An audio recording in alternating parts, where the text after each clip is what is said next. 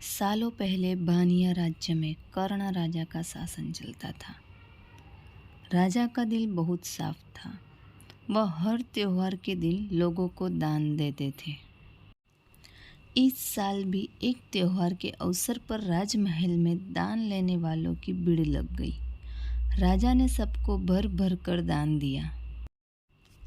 अंत में कमर को झुकाते हुए एक महिला राजा के पास दान लेने के लिए पहुंची, लेकिन तब तक राजा के पास दान देने के लिए कुछ भी नहीं बचा था।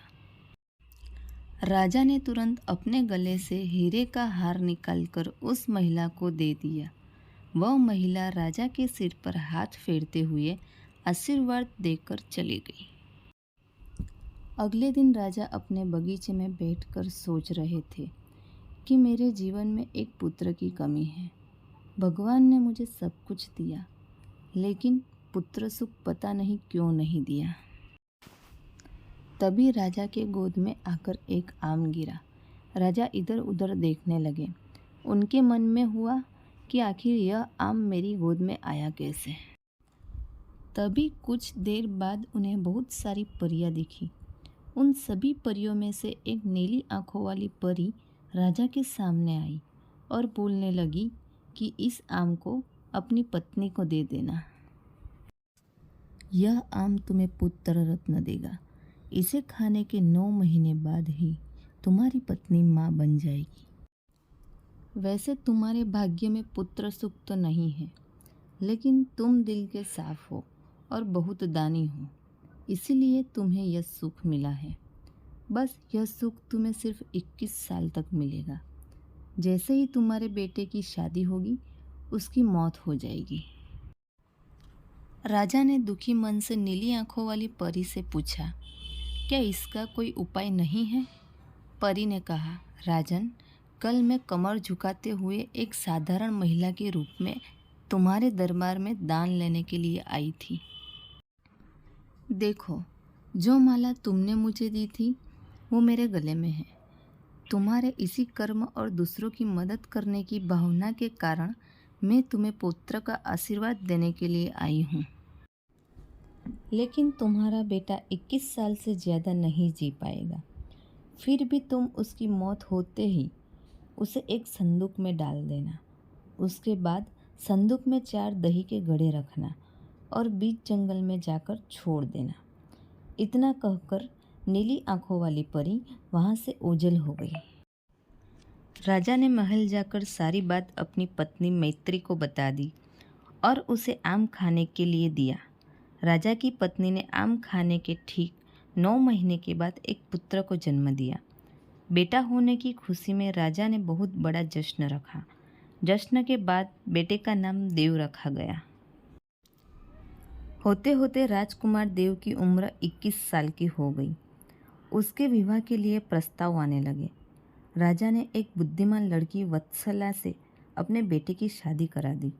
शादी के कुछ ही दिनों के बाद नीली आंखों वाली परी की बात सच हो गई और राजा का बेटा देव मर गया। राजा और रानी नीली आंखों वाली परी की बात भूल गए थे। जब देव के अंतिम संस्कार के लिए राजा लोगों के साथ स्मशान की ओर बढ़ने लगे तो राजा को परी की बात याद आ गई। तुरंत राजा ने सबको एक बड़ा सा संदूक और 4 दही के घड़े लाने के लिए कहा। समय बीता और देव की मृत्यु को 1 साल हो गया। देव की पत्नी वत्सला के घर एक बूढ़ा आदमी खाना मांगने के लिए पहुंचा। उसने बड़े प्यार से खाना खिलाया। खाना खाने के बाद उस भिखारी ने अपना हाथ धोने के लिए दूसरे हाथ की मुट्ठी खोली। तभी वत्सला ने उस मुट्ठी में अपने पति देव की सोने की चेन देखी। वत्सला ने तुरंत भिखारी से पूछा, आपको यह चेन कहाँ से मिली? यह मेरे पति की है, जिन्हें संदूक में बंद करके जंगल के बीच में रखा गया था।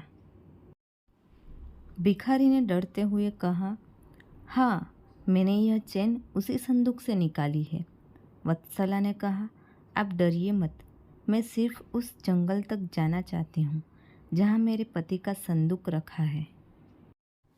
भिखारी ने कहा, वहाँ भयानक जंगल है, मैं आपको वहाँ तक नहीं लेकर जा पाऊँगा। हाँ, आप चाहो तो मैं आपको उस संदूक से थोड़ी दूर ले जाकर छोड़ सकता हूँ। वत्सला तेजी से भिखारी के साथ जंगल तक पहुंची। घने जंगल से पहले ही भिखारी वहां से चला गया। फिर वत्सला अकेले अपने पति के संदूक को ढूंढने के लिए निकल पड़ी। वहां जाकर उसने अजीब सी चीज़ें देखी। उस संदूक के पास बहुत सारी परियां थीं। वत्सला पेड़ के पीछे छुपकर उन्हें देखने लगी। वत्सला ने देखा कि सारी परियों के बीच से एक नीली आंखों वाली परी आई और उसने संदूक में एक लकड़ी देव के मृत शरीर के सिर के पास और एक पैर के पास रखी। तभी देव संदूक से बाहर निकल आया। परियों ने देव को मिठाई खिलाई और दोबारा संदूक के अंदर डालकर लकड़ियों की स्थिति बदल दी। रोज रात को नीली आंखों वाली परी इसी तरह से देव को संदूक से बाहर निकालती और फिर उसी में भेज देती थी। वत्सला डरते हुए उसी जंगल में फल खाकर 3 से 4 दिन तक यह सब देखती रही। एक दिन वत्सला ने भी संदूक खोलकर नीली आंखों वाली परी की तरह ही लकड़ी की स्थिति को बदला। तभी देव संदूक से बाहर निकल आया। देव ने जैसे ही अपनी पत्नी को देखा, वह हैरान हो गया। देव कुछ बोल ही रहा था कि अचानक वत्सला बोल पड़ी, मैं आपको इस जंगल में इस स्थिति में रहने नहीं दूंगी। आपको मेरे साथ चलना होगा। देव ने वत्सला को समझाते हुए कहा, मैं नीली आंखों वाली परी की वजह से ही इस दुनिया में आया हूँ। मैं उनकी आज्ञा के बिना कहीं नहीं जा सकता। तुम मेरे संदूक में रखा हुआ एक घड़ा अपने साथ लेकर मेरे राज्य चली जाओ। वहाँ छुप कर रहना। तुम्हें 9 महीने बाद एक पुत्र होगा, तब मैं तुमसे मिलने आऊँगा। अब तुम लकड़ी की स्थिति बदलकर मुझे पहले की तरह संदूक में जाने दो। वत्सला ने अपने पति के कहे अनुसार ही किया। सबसे पहले संदूक में पति को भेजा, फिर वह दही का एक घड़ा लेकर रूप बदलने के बाद राजमहल पहुंची और रानी को चिट्ठी भेजकर रहने के लिए जगह मांगी। रानी ने दया करके उसे राजमहल के पास ही एक कमरा रहने के लिए दिया। जब रानी को पता चला कि वह गर्भवती है, तो रानी उसका ख्याल भी रखने लगी। जब वत्सला ने बच्चे को जन्म दे दिया, तो देव उससे मिलने के लिए आया। उस समय रानी पास से गुजर रही थी। उन्होंने तुरंत अपने बेटे को पहचान लिया। रानी सीधे देव के पास पहुंची और पूछने लगी, यह तुम्हारी पत्नी है? यह तुम्हारा पुत्र है? तुम जीवित हो? अब मैं तुम्हें कहीं नहीं जाने दूंगी। देव ने कहा, माँ, मैं आपके साथ नहीं आ सकता हूँ। इसका एक ही उपाय है। आपको अपने पोते के लिए एक उत्सव रखना होगा। आप उसमें सारी परियों को बुलाइए। जब परियां आ जाए तो नीली आंखों वाली परी का बाजूबंद किसी तरह निकाल कर जला देना। उसके बाद नीली आंखों वाली परी से मेरे जीवन का वरदान मांग लेना। इतना कहकर राजकुमार देव वहाँ से चला गया। उसकी माँ ने दुखी मन से उसे विदा किया। कुछ ही दिनों में रानी मैत्री ने अपने बेटे देव के कहे अनुसार जश्न रखा और सारी परियों को भी बुलाया। सभी जश्न में डूबे हुए थे। तभी रानी मैत्री का पोता रोने लगा। रोते बच्चे को देखकर नीली आंखों वाली परी ने उसे अपनी गोद में उठा लिया। तभी रानी मैत्री ने परी से कहा, देखिए ना, इसे आपका बाजूबंद पसंद आ गया है। तभी तो आपके पास आते ही इसने रोना बंद कर दिया। क्या आप कुछ देर के लिए अपना बाजूबंद इसे खेलने के लिए दे देंगी? परी ने तुरंत अपना बाजूबंद उस बच्चे को दे दिया। रानी मैत्री को इसी मौके का इंतज़ार था। उसने सबकी नज़रें बचाते हुए उस बाजूबंद को आग में डाल दिया। नीली आंखों वाली परी ने अपने जलते बाजूबंद को देखकर रानी मैत्री से पूछा, आपने यह क्या किया? अब हम आपके बेटे देव को अपने पास उस जंगल में नहीं रख पाएंगे। यह सुनते ही रानी मैत्री ने रोते हुए परी से प्रार्थना की। उन्होंने कहा, आपकी कृपा से मुझे बेटा हुआ था। अब आपको ही कृपा करके मेरा बेटा लौटाना होगा।